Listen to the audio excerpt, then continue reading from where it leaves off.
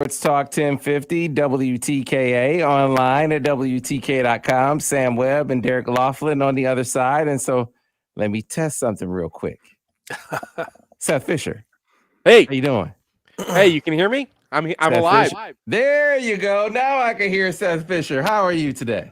I'm fine. Getting a All little right. feedback, but All right. Brian Cook, how are you? I'm better than the technical issues we're having. Are you guys hearing feedback, like double echo kind of stuff right now? I'm good now. Okay, good. So that if you're good, I think Seth's good. Craig, are you good too?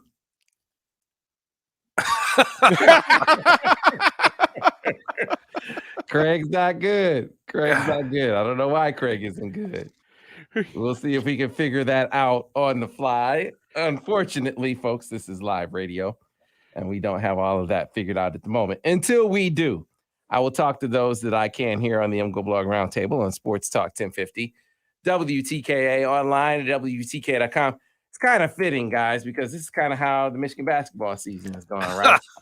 I mean, yeah, if we suddenly get a lot worse in the last 5 minutes of this radio hour, then and one of us looks like a pro, which while the rest of us is kind of floundering, which also kind of fits, doesn't it? Man, I looked at the Indiana game and watched how down the stretch you could see they were clearly making a concerted effort to get Hunter Dickinson the ball, and they could not get it to him. It led to them 0 for 7 in the last 5+ minutes of the game. Game that I thought they outplayed Indiana for the most part, and then they wind up losing. And I think that, that's probably the most gut-wrenching close loss of the season. Then we see them against Wisconsin a couple of days ago, and that one was even worse, fellas. And I'm struggling to find any possible answer that they come up with this season, because every close game they've had, they've lost so far. Yeah, and I mean, I don't want to get. I know I'm literally on Sports Talk Radio, and I don't want to get Sports Talk Radio about this. But their effort level against Wisconsin was pathetic. They got crushed on the offensive boards by a team that's in the 350s in offensive rebounding. And they had a 6'7" guy on Hunter Dickinson, and that worked for them. And I was just like, why am I watching this team?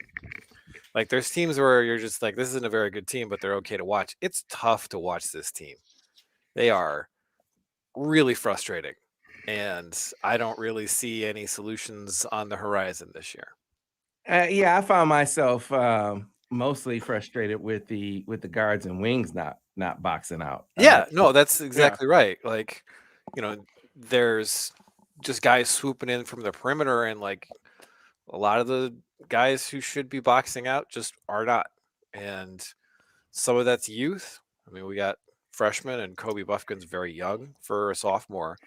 But I mean, you're 25 games into a season, and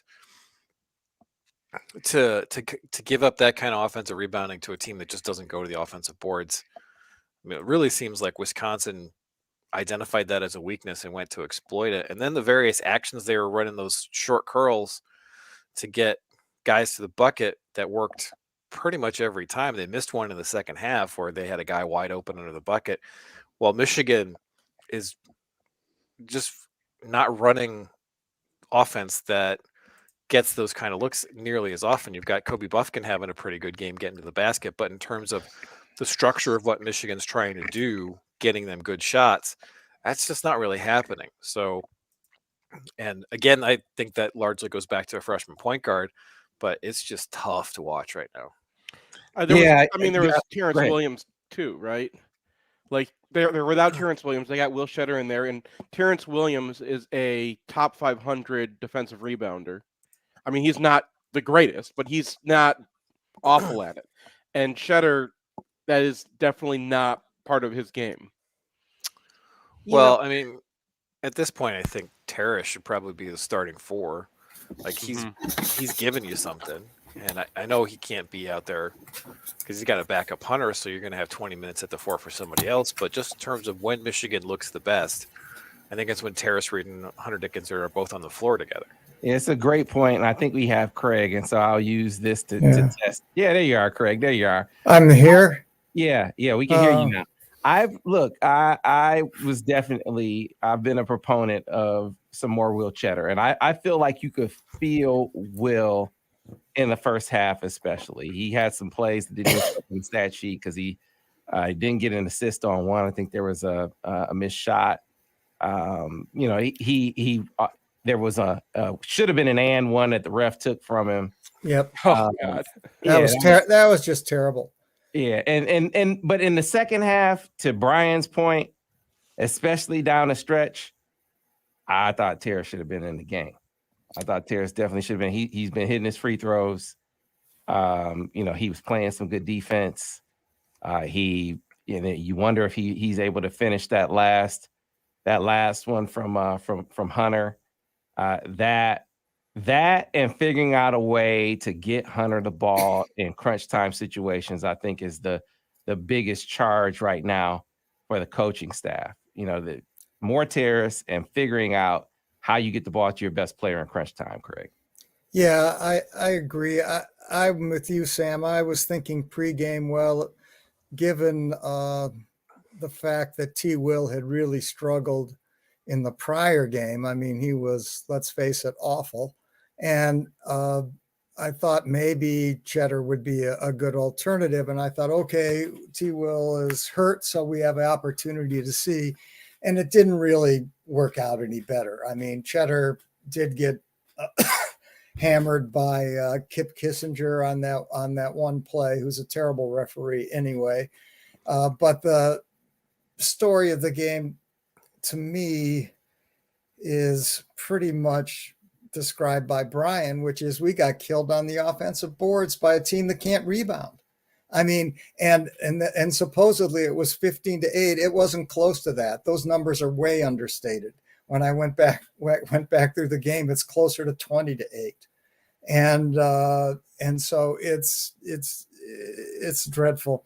I will say I try and learn something new every week. And what I learned this week is that, and this is remarkable, that J. Fred Muggs, who was born in March of 1952 and was a television star through 1977, is still alive. And I thought, well, what's Muggs been doing since he retired from TV since 1977? Well, many thought that the new uniform designers for Wisconsin was Frank Nitti, but in fact not. It's J. Fred Muggs.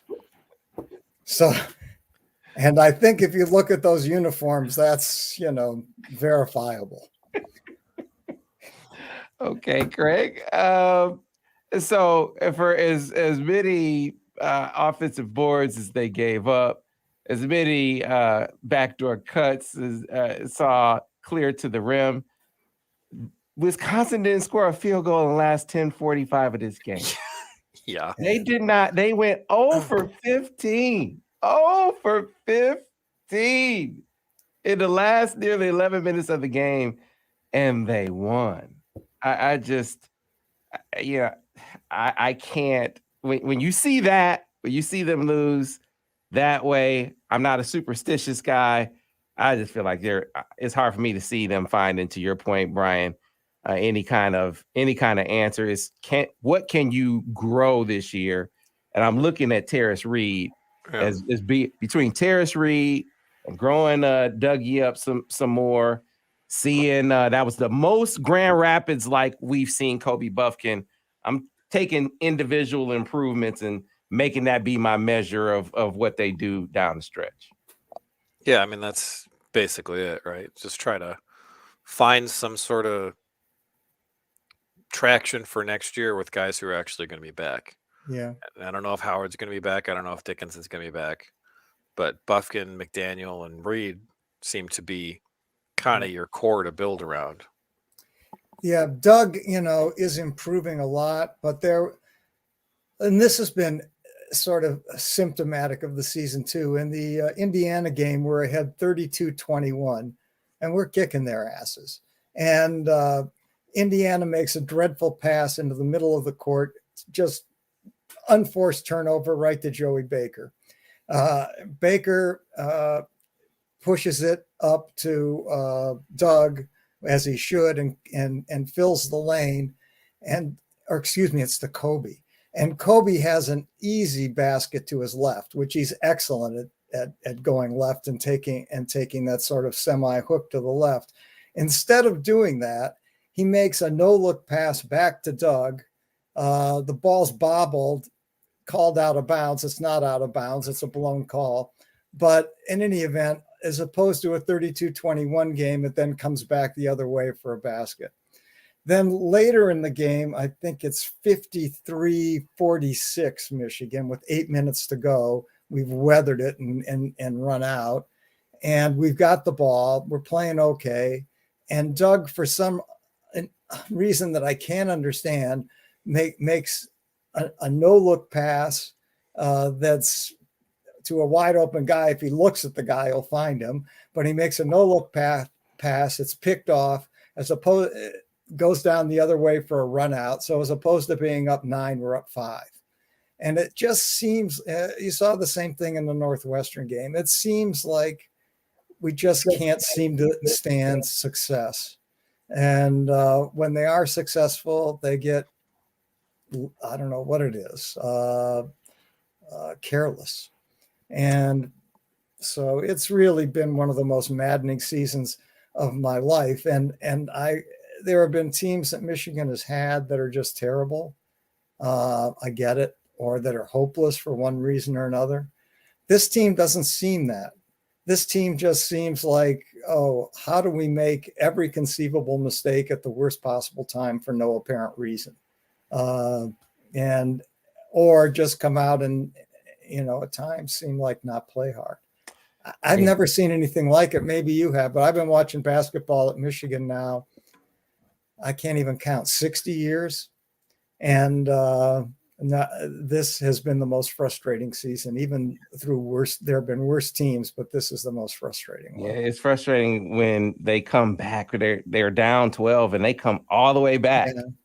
And just you miss. Hunter misses 1 or 2 free throws. Will Cheddar misses 2, and then 63% free throw shooter goes and knocks down both. It's like, man, you know what?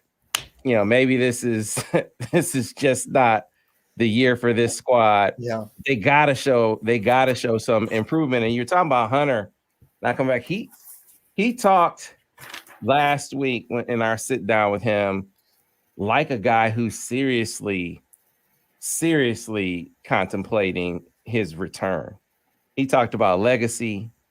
He talked about his success NIL wise.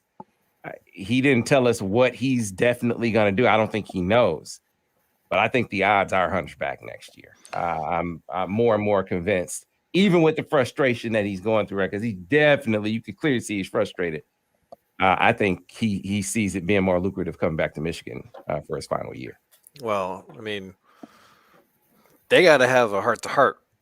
Like, Juwan and Hunter need to sit down and be like, this isn't working. How do we fix this? Because it just doesn't really feel like he's the same player he was last year. And if you go to the stats, it's pretty indicative. I mean, his post-up percentile on synergy has gone down 25 points. And he's still good, but last year he was 94th percentile. And that's something that can drive your offense. Post-ups are not inherently efficient, right? So you need to have a guy who's really at the top end there if you're going to be successful running your offense through the post, and that's not the case this year. And maybe Michigan needs to get in more pick and roll situations where he can be used as a roll man, get him some more easy buckets, but just having him set up on the block this year isn't really, a winning move. It's okay, but it's not great. Especially when you can't get him the ball consistently. Yeah, I mean, you got a 6'7" guy on him. And it's just really maddening for Wisconsin. I mean, nobody on that Wisconsin team can play. They have no talent, and they just out-efforted Michigan. Well, yeah, except for their uniform designer, I would tend to agree. The problem is truly maddening. I mean, Sam's right. It would be nice if they could run some pick and roll, but I don't think Hunter's very adept at it, and neither are the guards. So I don't see where that pick and roll game would come from. And so the only real alternative seems to be a simple 2-man game, lobbing it into the post, but they're, not very good at that either. In terms of Hunter coming back, it seems to me would be great, especially next year, because you've got Papa Conte coming in. And so you now have a rational rotation in the front court. You can play, Terrace at the 4. And I don't think Papa Conte is going to be ready to play next year. Well, I don't know if I think he can centers generally take longer to develop. I know Hunter was pretty good his freshman year, but Terrace usually you don't get a guy like Papa Conte is not going to come in. Conte is not even on Terrace's level in terms of what he can do on the court right now. He's a guy who's probably going to need a virtual redshirt year. I think. I don't know, but at least right now the problem is, and why you don't see Terrace playing with Hunter, is foul issues. Now in this game, like Sam says, it didn't make a lot of sense, since I think Terrace had 1 at the end of the game and Hunter had 2. So there was no reason for them not to be playing together in the second half. Whether that works or not, I don't know, but it looked, in the context of this game, looked better. Terrace is at least playing hard. Doug is playing hard. Kobe is playing hard. They're playing hard, I think. It's not like there's a lack of effort. It's just like Crazyville. I really don't get why Terrace Reed was not in there in the last 5 minutes. I don't either. Cheddar played 26 minutes in this game, and I get rotation. I get that you got Williams out, so Cheddar's the next guy at the 4, but you got to be watching the game. And in this game, Cheddar cannot. He doesn't have the athleticism. I mean, Sam talked about missing his free throws. Whatever, free throws, a little bad luck that he didn't make those 2 particularly. That was on a dunk, right? Hunter drew all the attention to him, and then he gets the ball to Cheddar. Cheddar has an easy dunk. Any 4 in the Big Ten should be able to dunk that basketball. He goes up, and he starts coming down, and that's why he has to put the shot up, and that's why they're able to foul him, and then he's shooting 2. And that would not be a problem for Terrace Reed. Also not a problem for Terrace Reed is getting out on the perimeter, which was a problem for Cheddar a little bit. So if you can't match up athletically with Wisconsin, and that was the problem. They had Joey Baker and Hunter Dickinson and Will Cheddar out there together, and they could not match up athletically with Wisconsin. That is a 5-alarm fire right there. And you got to look at that lineup and say, okay, we can't do this, right? I understand trying it, but by the end of this game, to still be trying to put out Will Cheddar, I get the idea. It was over, and they kept on doing it, and I think that was probably the difference of the game right there. I think, like I said, I think Terrace should have been in at that point. I get Will in the first. Will, I thought, had a good first half, but as the game played through and time went on, there was a difference with Terrace, clear difference with Terrace on the floor in the second half of that game. And I was just elated to see the dude, when he steps to the free throw line, he doesn't look like a dude who was struggling. He's like, give me the ball and let me go. He's confident at the free throw line right now. So if he's making his free throws, definitely he should have gotten more minutes. I think that was a mistake. Hopefully that's one that as they get into this next game, provided he is playing just as well, they don't make that one again. Question is, what will be the next game? I'm curious what you guys think about Saturday. Do you think that game will even be played? No, it sounds like Michigan, and rightfully so, is following Michigan State's lead on it. But what do you guys think? I don't know. I mean, it's above my pay grade. Yeah, I mean, that's completely Michigan State's call. I imagine Michigan State will let them know, probably today or tomorrow what the deal is. But I mean, Michigan is going to be fine with whatever they choose to do, however they want to do it. I do hope they do it, because there's been an amazing outpouring of love between these programs after what happened. And you don't get that very often. You don't get a reminder that, little brother and big sister are siblings and actually care about each other. And, I know all of us have a lot of people, I know some of you guys don't, but like most Michigan people know a lot of Michigan State Spartans. I spoke at Dooley's class at the Education 212 class yesterday, and he asked the students, who knows someone at Michigan State. Almost every single kid in class raised their hand. So, I mean, this hits really close to home, and I think there's a very clear reason why it keeps happening here, and it doesn't happen other places, but I know that's not what this radio show is about. Okay. Well, we've been talking about that all week. I think people know my opinion on the matter, and this is one where I agree. I mean, the lines, the rivalry lines evaporate when you talk about something like this. There was a vigil on Michigan's campus last night too. You look at campuses all across the state. You had the student population really standing up and voicing their despair and sorrow, but frustration and anger about the lack of movement on anything tangible when it comes to making the world around them safer. And so, maybe if there's something that comes of this tragedy, it is that the young people, that this has galvanized them in a way that we haven't seen to this point, because you see them using their voices collectively across the state now. So maybe that will amount to something, guys. We'll see.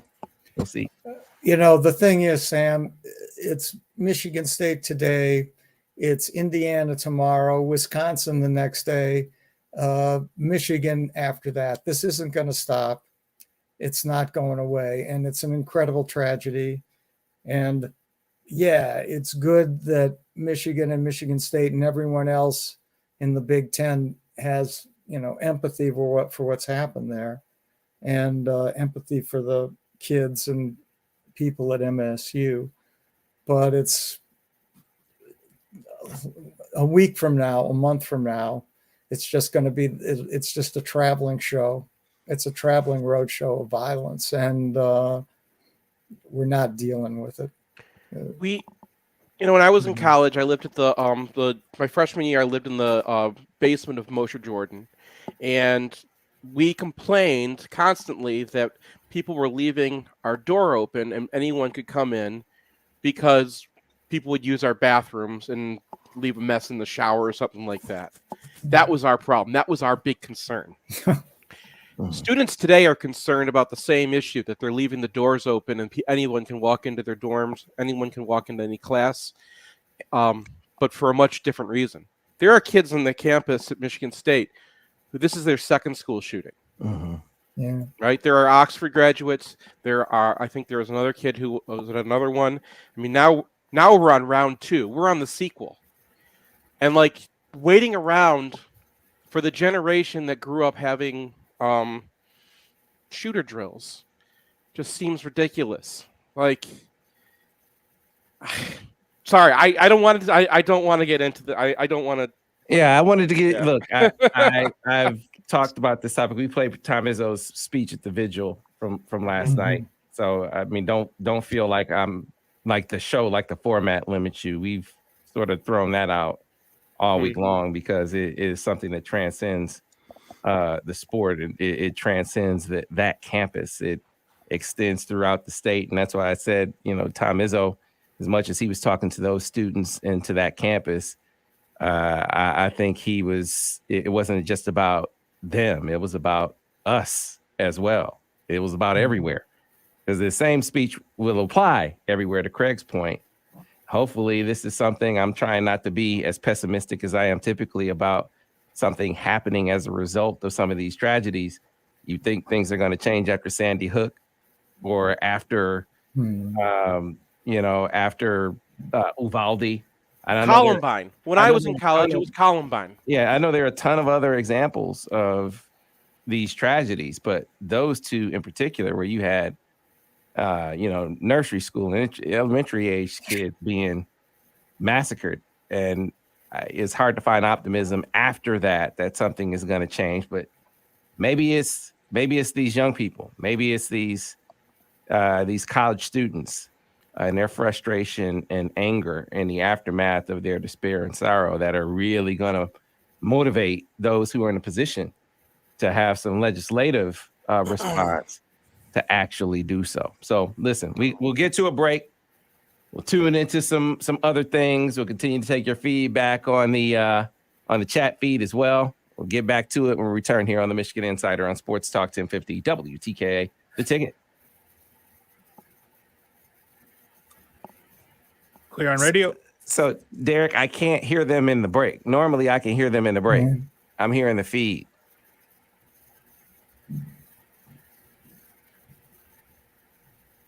You can't hear us. So I can't hear them now. Mhm. Is there? How can you make it so I can hear them?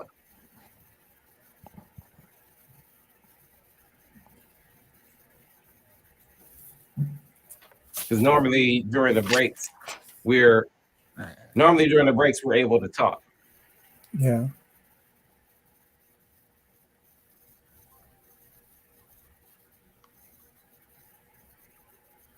Hold on, let me see. I can hear you, Sam, but apparently you can't hear us. I can't hear them. Mm.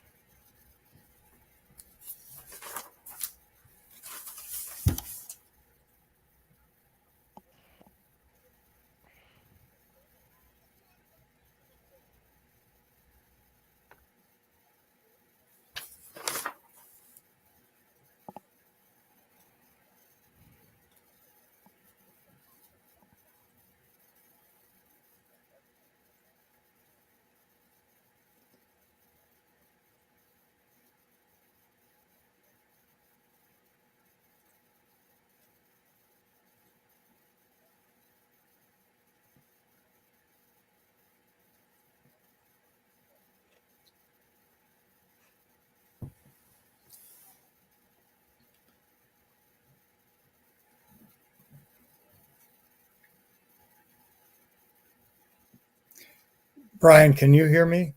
Yes, I can hear you. To your point, Hunter was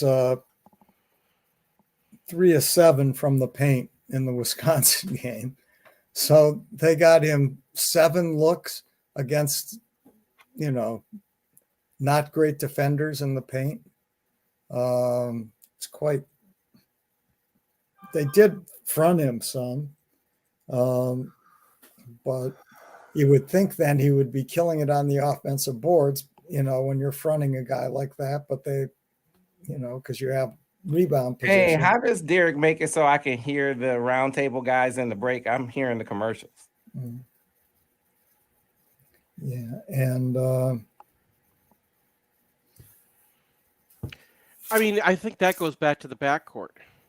Doug's not a tall guy, and Doug does not know the offense well enough yet that they don't have their system down. And the other thing is that, it's a little bit of an effort deal. Hunter, when he goes up to get his rebounds, he's the first one to get his fingers on it. But he's not up high enough, and he's not up strong enough. And what happens is his fingers get on it, somebody else's fingers get on it, and it gets tipped out of his fingers. Yeah. I can't tell you how many times a Michigan player was the first one to touch the ball on a rebound, but they go up a little early, maybe because it's in their heads or whatever, but they're not high pointing it, and they're not getting to it. And it's like, and then, God, Cheddar, he's a great energy guy, but Matt D who's saying this, the endless motor friend. He was saying Cheddar is a really good guy as your 8th or 9th guy, right? Come in, play 5 minutes, give you a shot of energy, play a little bit different than they're used to, and that's who he can be, right? Especially if he's knocking down threes and if he can make his free throws. He cannot play 26 minutes. It's just you put him in a position where they can run actions at him, and he just doesn't have the ability. He doesn't. I don't either. I'm not on this basketball team. Well, yeah. All right, can you guys hear me now? Yeah. Yes, Okay, Ken, right. Sam. All right. Yeah. So, yeah, I don't know. The other thing about basketball that's mystifying to me is how bad of a ball screen defense team we are. I mean, it's just remarkable. And I wonder, I mean, I think we're probably the worst team in the Big Ten, maybe Nebraska at playing ball screens. And it seems, I mean, in the first half of, I think it was the first half of Indiana, we played 5 drop coverages and gave up 10 points. It was like, and as soon as Indiana saw us go into that ball screen drop coverage basket, and so it, on the other hand, we don't hedge very well either. So, I mean, it may just be that no matter what we do on those ball screens, we're just going to get killed. But, well, you saw against Indiana a couple times, or maybe it was Nebraska actually. You saw against Nebraska, Doug goes over a screen, and it's like, oh, like everyone's eyes like open up for a second, like, oh my God, we can do that. And it like struck me that used to be a very common thing, because when you do that, that blows up the action, right? The whole point of the screen is to peel you off. And yeah, someone just put a little note in. Does anyone talk on defense? That's the other thing. They don't. The communication is terrible on this defense. Yeah, not consistently. They do it in spots, but they don't. You can see them in the game against Wisconsin. They're kind of looking at each other like, "Hey, man." They talk after the play. They look at me like, "Oh, that was your guy." Yeah. No, that was your guy. And then Juwan has to yell, "No, that was on you." It's a tough one. Yeah. Part of the problem is there isn't a single good defender on the team. I mean, there really isn't a single good defender. I mean, there are some really awful ones, but Austin seems to be getting there. He's the most improved. Yeah, I would say he's probably the best defender we've got, but I still wouldn't call him a good defender. All righty.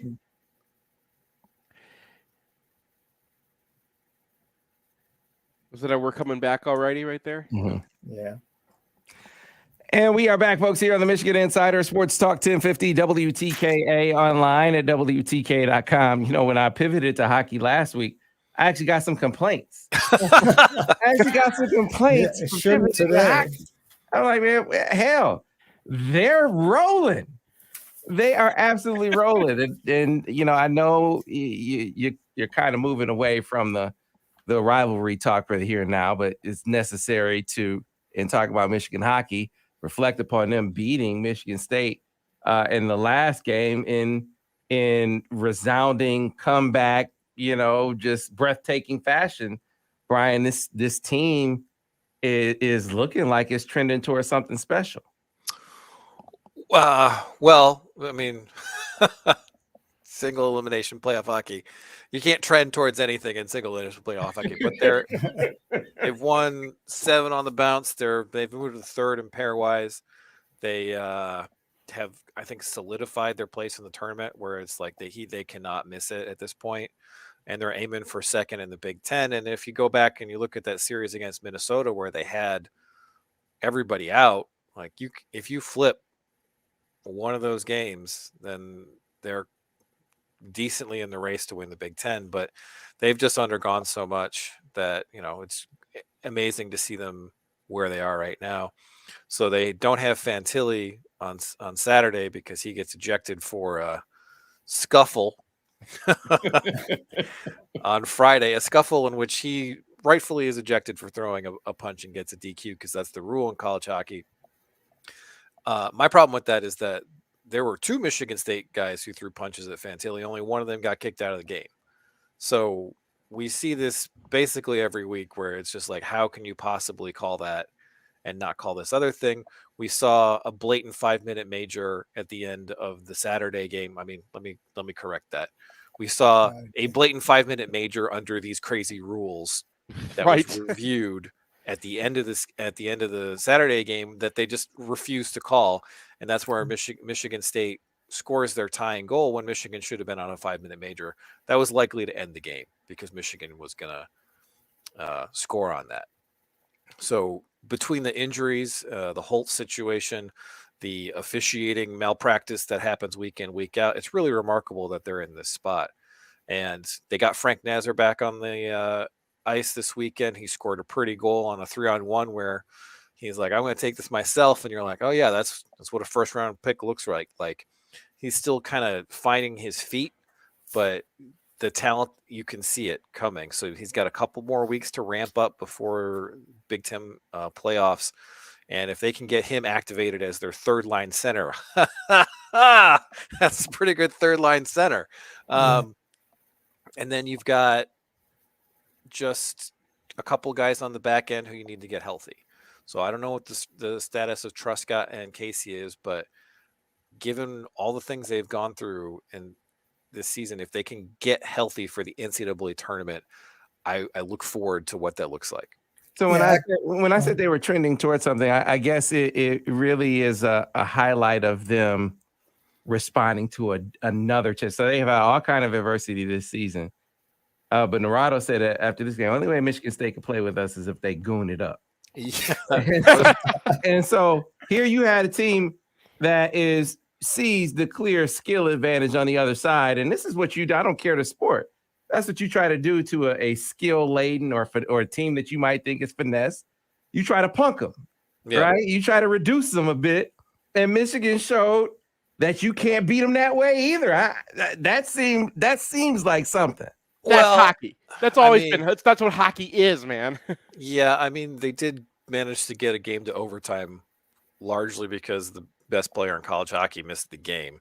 So, I mean, they'll take that trade every day. Adam Fantilli's out for some guy, whoever that guy was. But yeah, and you like that kind of fire from Narado, because it's true, and it's telling that in the Saturday game, the first time anyone did anything after the whistle, they called a minor, and they didn't call matching minors. And it's like, oh, you can do that, and then you don't have the kind of situations you had on Friday. So it's clear that the league office, called down to these guys, and they're like, if you would like to continue working in the Big Ten, don't screw it up again.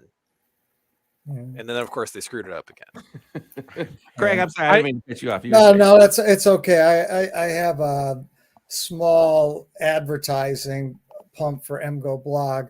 On Friday night, Brian and Alex and David did a watch along at David's insistence in my skepticism, and I think Brian's larger skepticism.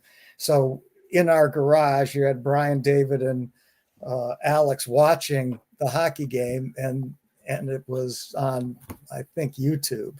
I just got to make sure that I'm not like getting the blog in trouble for threats.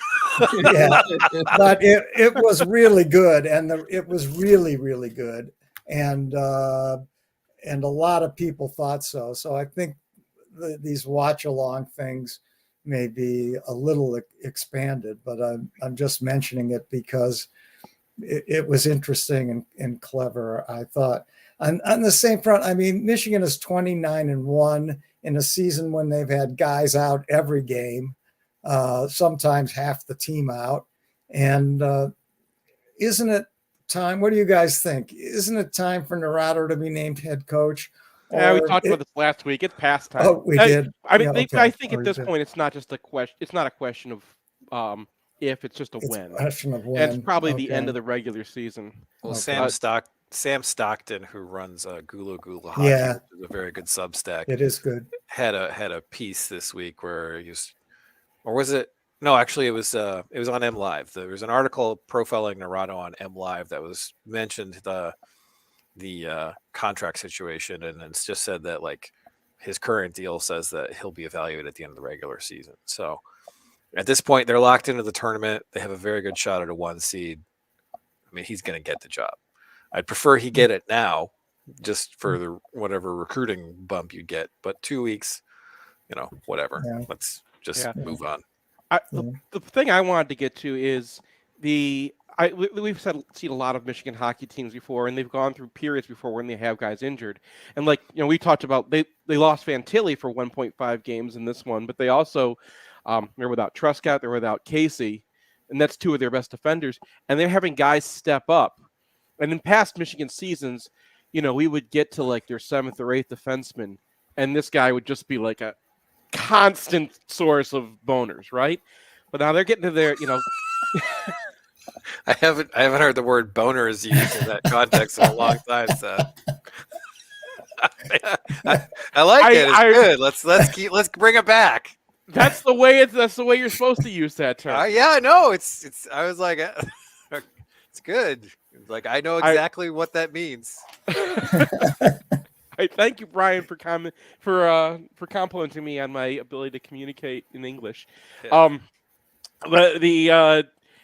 Having Jake Kiernan play the way he's been playing, and that's not a guy you were really expecting to get anything out of. Having Luca Fantilli be a pretty solid guy. Having Steve Holtz come back after almost dying, and I know he was part of the ruckus more than the part of the play, but like that's the guy you want, not Fantilli, who's going after a Spartan.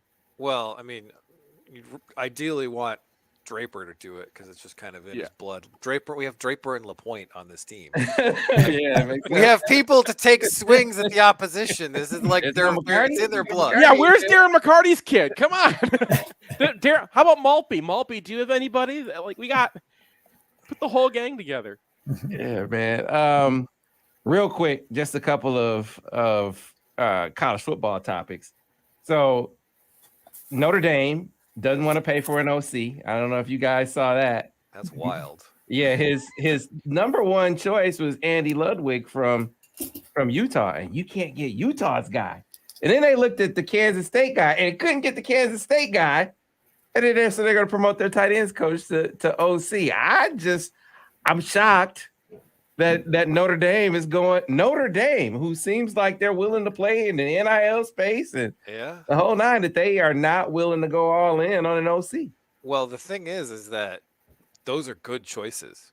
Like I think more highly of Marcus Freeman for looking at college football and be like, you know who I like? The Utah OC and the Kansas State OC. And he's got to be out of his mind frustrated right now because you're Notre Dame, and I don't think Marcus Freeman is getting paid huge dollars, right? Like he hasn't established himself yet to the point where he would be getting, Saban money. So if you can't go get one of those guys, like what are you doing? Mm-hmm. I know if you're a recruit, especially if you're a quarterback recruit, you gotta be like, maybe I need to be looking harder at what the direction they're going. And Notre Dame, because Ludwig would have been a really good hire, I think, especially. Both of them. Yeah. Like Kansas State's offense is like my highest compliment I could pay to the Super Bowl is it looked like Kansas State was playing Kansas State. Like they had it all. I mean, there's got the quarterback draw offense for the Eagles. I'm like, man, I feel like I'm watching a Big 12 game. And that's why it's 35-38. So Kansas State OC is a good idea. Yeah. Wait, speaking of Super Bowl offensive coordinating, they did have at least one play that was Fritz Chrysler. I just wanted to throw that in there. They had another Mad Magicians play in the Super Bowl. Yeah, real quick before we get out of here, you remember, guys, when we news broke USC and UCLA, they're coming to the Big Ten, and I think all of us agreed, Michigan and Ohio State going to be playing those guys first. As soon as they get here, they're on Michigan Ohio State schedule, right?